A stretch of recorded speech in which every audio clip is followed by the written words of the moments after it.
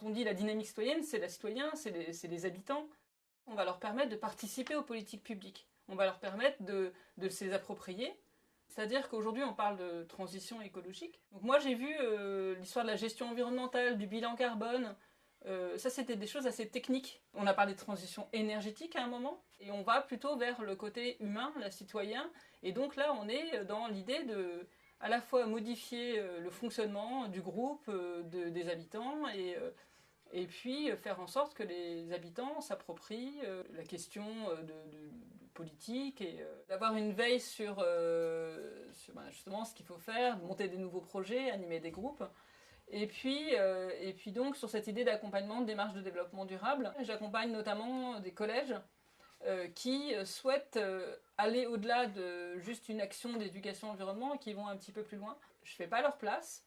En revanche, ce qui est intéressant, c'est que d'un point de vue pédagogique, c'est les élèves qui l'ont fait eux-mêmes.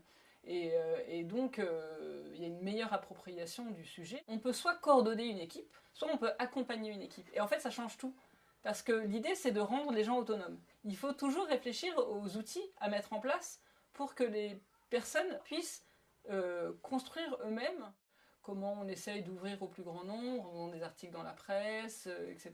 C'est sûr qu'au sein du réel, on est en train justement de faire évoluer les réseaux et on se pose souvent la question de l'accompagnement des politiques publiques.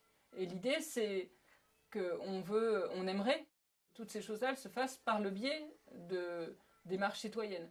Et donc de faire en sorte que tous les éducateurs à l'environnement, donc les adhérents du réseau, s'approprient ces démarches-là pour pouvoir ensuite accompagner les projets sur lesquels ils interviennent.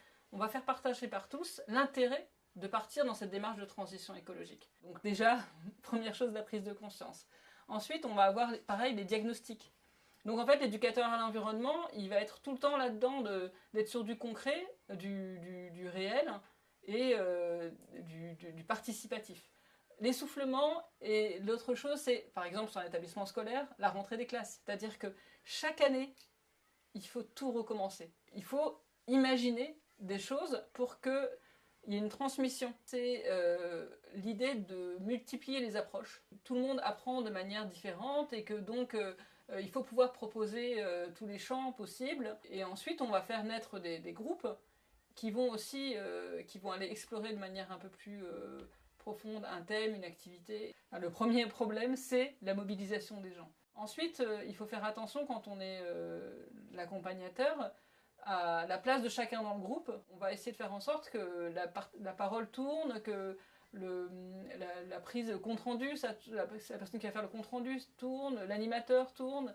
Comme ça, tout le monde, en fait, à différents moments, prend sa place. Donc il y a des choses à faire au niveau de l'animation, de rendre créatif, ludique, les réunions.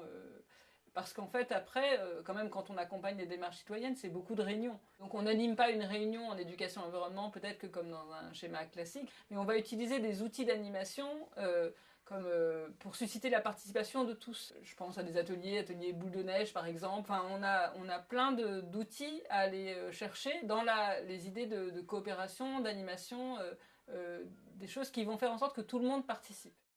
Il y a un autre volet, pour moi, c'est tout ce qui est connaissance des politiques publiques. Et aussi, je pense qu'on a besoin entre nous de partager des informations sur l'avancée des technologies. Un éducateur en environnement, il doit toujours être au mieux, en fait, des connaissances pour pouvoir mieux en parler ensuite. Tout ce qui est on va dire, communication non violente, gestion de conflits, avoir des billes sur l'animation du dialogue territorial. L'intérêt du projet Être, donc de créer une dynamique au niveau européen par rapport à la fonction d'accompagnateur, c'est vraiment l'idée d'aller voir ailleurs ce qui se passe, de se nourrir et de modifier en fait sa façon de faire au quotidien. Et donc si on ouvre au champ européen, là on va en fait aussi changer de culture, on a aussi d'autres façons de voir les choses et on va se nourrir de ça. Et ça, je trouve que c'est super intéressant de mettre ça en commun.